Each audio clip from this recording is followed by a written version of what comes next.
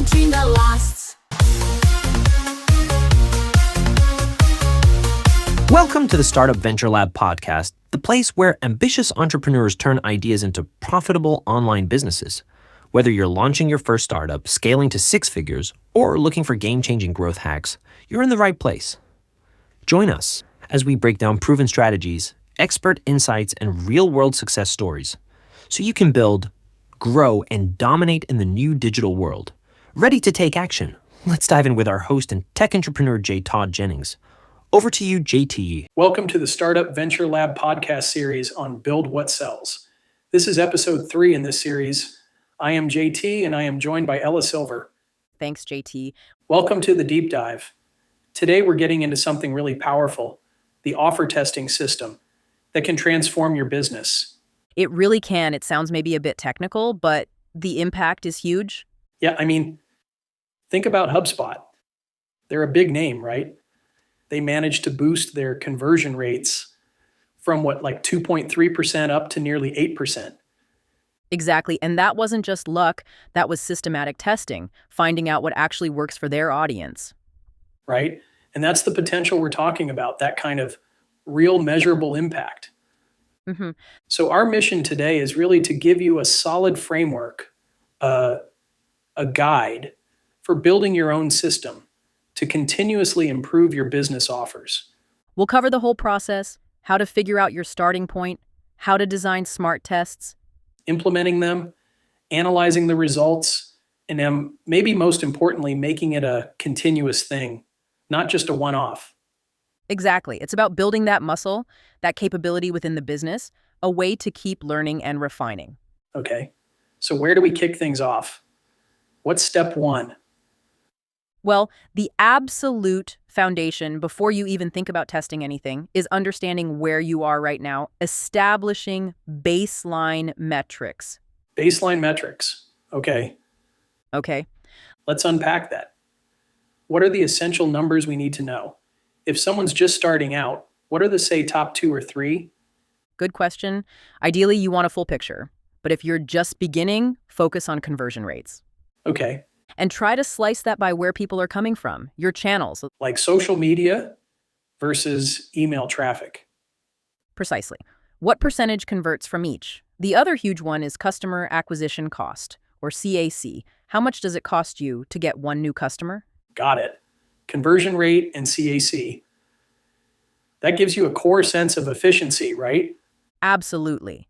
Then as you get more sophisticated, you layer in things like average order value, AOV, refund rates, customer satisfaction, CSAT scores, maybe even customer lifetime value, LTV. Okay, so start with the core, then expand. Makes sense.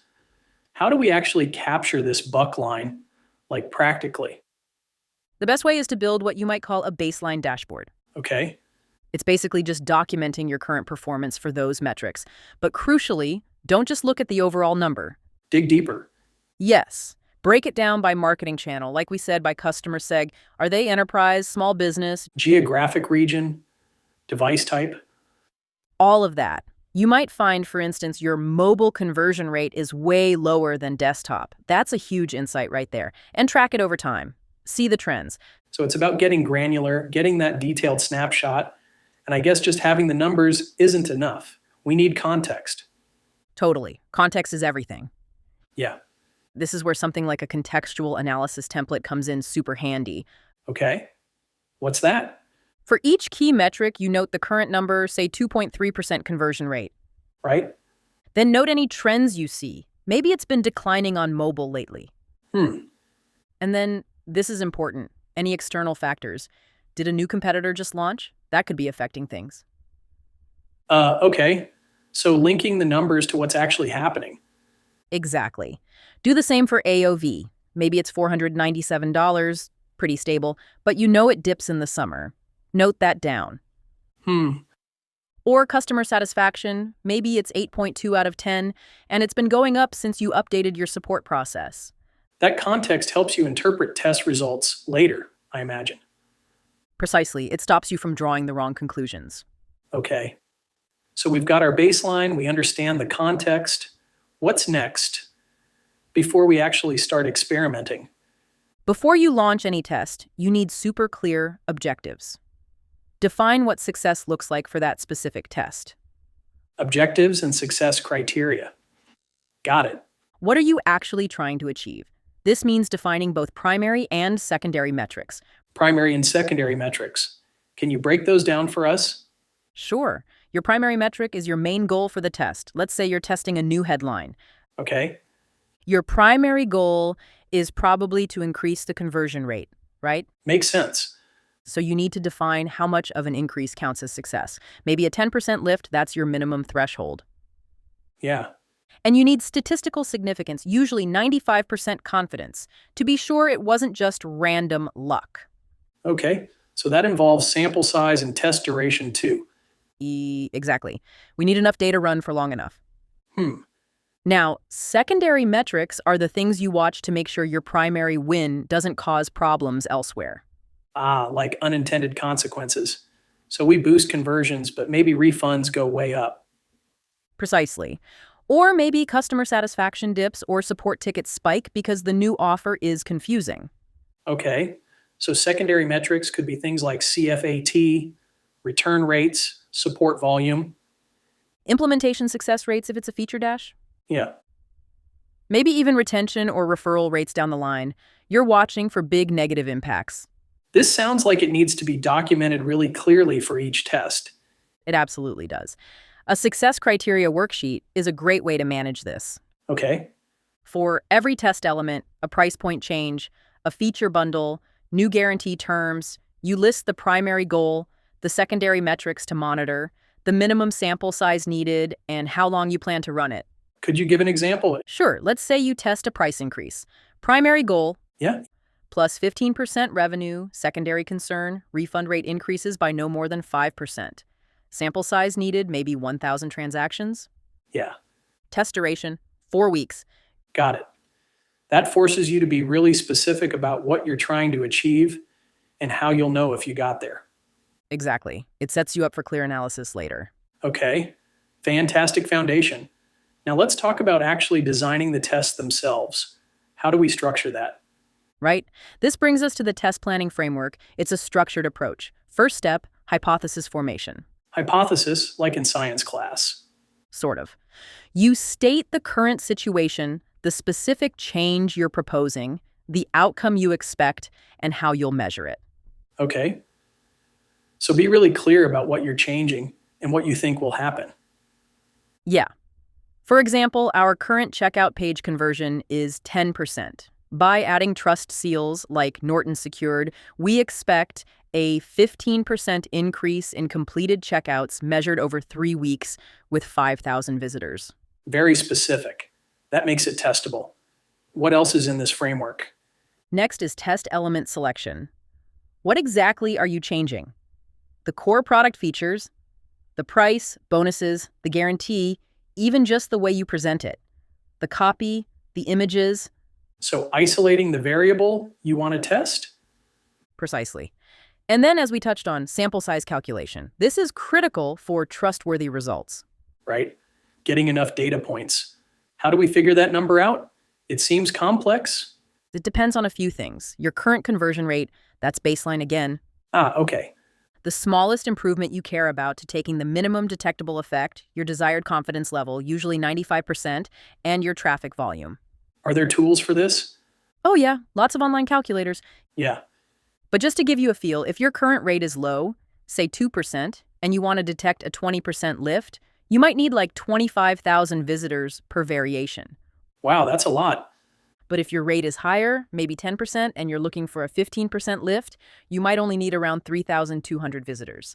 Okay, so the baseline rate and the size of the effect you're looking for really impact the sample size needed. Huge impact. It shows why you can't just guess. Definitely. Okay, one more design element. Making sure the insights apply to the right people. Yeah. Segmentation, right? Exactly. Yeah. A clear segmentation strategy. You need to look at results not just overall, but for key customer groups. What kind of groups? Think about how you segment your market. Company size, industry, job title or purchase authority, location, and maybe the tech they use. Business maturity. Things that actually differentiate behavior or needs. Right? And then you need to prioritize which segments matter most for testing. How do you prioritize? A segment analysis matrix can help.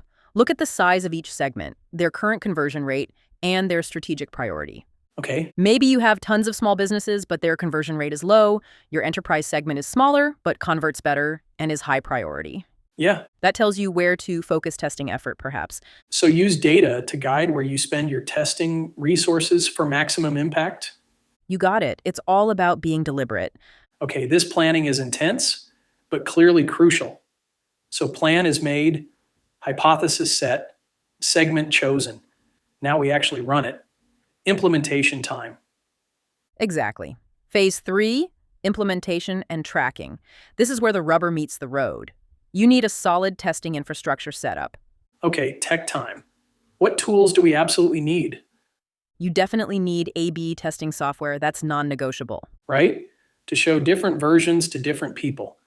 And it must integrate tightly with your analytics platform. Google Analytics, Adobe Analytics, whatever you use, that's how you measure. Makes sense. What else? Connecting to your CRM is often really valuable for seeing downstream effects. And depending on the test, tools like heat maps or session recordings can give you the why behind the numbers. Okay, so the core A/B tool analytics, maybe CRM, and potentially visualization tools. Got it. And what data points are we collecting once it's live? Key data collection points include page engagement time on page, bounce rate, click patterns, where are people clicking, form interactions, are they starting and completing, cart behavior, purchase flow steps, all the key actions. So tracking the whole journey related to the offer. And we can't just launch and forget, right? Monitoring is key. Absolutely critical. You need monitoring systems. Real-time dashboards are great for a quick pulse check. Okay, Set up alerts for weird spikes or drops. Automated reports save time. And crucially, regular quality checks. quality control. What does that entail for these tests? It's about ensuring data integrity. Starts before launch with a pre-launch checklist. Like double checking everything? Yep. Is the tech set up right? Is tracking confirmed? Are the control and variant groups properly isolated? Are we realistically going to hit our sample size in the planned time? Catching problems before they mess up the results. Smart. What about during the test? That's the monitoring protocol. Look at the data daily, at least initially. Are trends emerging? Are we collecting data as expected? Is significance being reached? Any technical errors popping up? Mm-hmm. Even monitor customer feedback during the test, support tickets, social media. It can give early warnings or insights. And keep an eye on competitors too. So active management, not passive waiting. Okay, the test runs its course. We've collected the data meticulously. Now what? The analysis. Exactly. Analysis and optimization. Time to make sense of it all. And again, structure helps. Use a data analysis framework. What's in this framework? 2 types of analysis you mentioned. Right. Quantitative, the numbers, and qualitative, the context, the why. Okay, quantitative first. What are we looking at? Verifying statistical significance first. Is the difference real or just chance? Compare performance across those segments we defined earlier. Calculate the actual revenue impact. Look for patterns in behavior. Analyze long-term trends if applicable. So crunching the numbers, making sure they're solid, checking the business impact. What about the qualitative side? Super important. Review customer feedback surveys, support tickets, sales call recordings if you have them. What are people saying? Check social media sentiment. Maybe even do some follow-up interviews with customers who went through the test. Trying to understand the experience behind the numbers. Precisely. And an analysis template helps organize this. How so? You lay out the key metrics side by side, control versus variant, conversion rate, control 2.3%, variant 2.8%, difference plus 21.7%. Yeah, Significance, 95%. okay. Do that for AOV. Control $497, variant $545, difference plus 9.7%. Significance may be only 90%. That's important to note. Customer satisfaction, control 8.2, variant 8.4, difference plus 2.4%. Significance 97%. Having it all laid out clearly like that must make the next step easier. the decision. It does. And you need a decision-making protocol for that too. Clear rules. What are the main criteria for deciding whether to roll out the change? Primary criteria. Did it hit statistical significance on the main goal? Was the revenue impact positive? Were there any major negative impacts on secondary metrics? And practically, is it feasible to implement? Those seem like the big hurdles. Any other factors to weigh? Yeah, secondary considerations. What's the likely long-term impact? What resources are needed for a full rollout? Yeah? How does it affect the overall customer experience? Does it align with our brand? So it's not always black and white. What if the results are mixed? That's where a decision matrix comes in handy. Yeah. Map out the scenarios. What is it? Scenario, clear shit winner, all primary criteria met, action, full implementation, timeline dash, Uh-oh. 1 to 2 weeks. Resources, standard. Okay. Scenario, mixed results. Maybe conversion up, but AOV slightly down, or significance borderline. Yeah. Action, further testing or refinement. Timeline, 2-4 weeks. Resources, medium. Okay, right. Scenario, negative impact, primary metric down, or bad secondary effects. Action, revert immediately and analyze why. Timeline, now. Resources, high. Yeah. Need to figure out what went wrong. Having that framework prevents knee-jerk reactions and ensures data drives the decision. Absolutely. It's about disciplined learning. So we've run a test, analyzed, decided we implement the winner, or we go back to analyze. Is the job done then?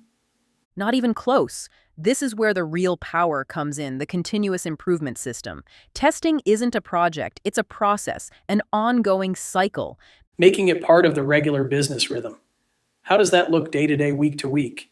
You need a regular review schedule, daily metric monitoring, just keeping an eye out, weekly performance analysis, digging a bit deeper into recent tests and overall trends, monthly strategy reviews, looking at the bigger picture, the testing roadmap, quarterly planning, setting priorities for the next wave of tests. So it's baked into the operational cadence. How do we keep finding new things to test? Avoid getting stale. Through innovation integration, constantly feeding new ideas into the system. Where do those ideas come from? Market fronts, competitor monitoring, what are they trying, customer feedback loops, surveys, interviews, support interactions are gold mines for ideas, and watching for new technologies or testing methodologies. So always bringing in outside perspectives and internal feedback. Now, with all these tests running, how do we keep track of what we've learned? Avoid reinventing the wheel. A solid documentation system is crucial. You need a test results database, searchable, accessible, a learning repository. What insights did we gain? A best practices guide based on your results, and documenting process improvements too. Building institutional knowledge. Okay, that makes sense. For businesses starting out, this might sound like a lot. How do they scale this up effectively? There's a natural progression, a scaling your testing program framework. Yeah, 1, start with high-impact elements, your main calls to action, headlines, core offer components. yeah. Get some wins. Build momentum. 2, expand to secondary features, maybe different parts of the funnel. 3, implement multivariate testing if you have the traffic and expertise testing multiple changes at once. Adding a more sophisticated.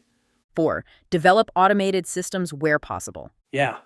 5, maybe even build predictive models to forecast potential test impacts. So crawl, walk, run, start simple, layer on complexity. What about resources? How do you decide how much time and effort to put into different testing areas? A simple resource allocation guide can help. Tie resources to priority and expected return. High priority test aiming for 25% lift maybe needs a full-time analyst for 3 months. Medium priority, 15% target, part-time team over 6 months. Low priority, maybe just optimizing something small, 10% goal, could rely more on automated tools over 12 months. Matching the investment to the potential payoff. That's smart. Laughs. Wow, this has been incredibly thorough. It really paints a picture of offer testing as this systematic, ongoing engine for growth. It really is. When done right, it's fundamental. Yeah. So, if you had to boil it down, what's the main takeaway for our listeners? I'd say start small but maintain rigor. Yeah, Be disciplined and focus relentlessly on learning from every single test, win or lose. That knowledge compounds over time. don't let perfect be the enemy of good. Just get started. Exactly. And for someone listening right now feeling motivated, what's the absolute first actionable step they should take today or tomorrow? Document your baseline metrics right now. Yeah, Figure out your current conversion rates, your AOV, your key numbers. Get that snapshot. know your starting line. That's the essential first step. It sets you up to identify opportunities and plan that first optimized test in the coming weeks. Fantastic advice, Ella. It really makes it feel achievable. Thinking about this, it's not just about tweaking percentages.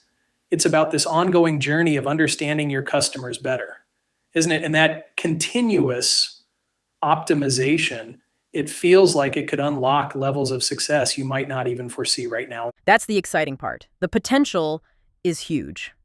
Well, this has been a fantastic deep dive. Thanks so much for sharing all this insight. My pleasure, JT. Happy testing. Thanks for listening to this third episode in our 5-part series, Build What Sells.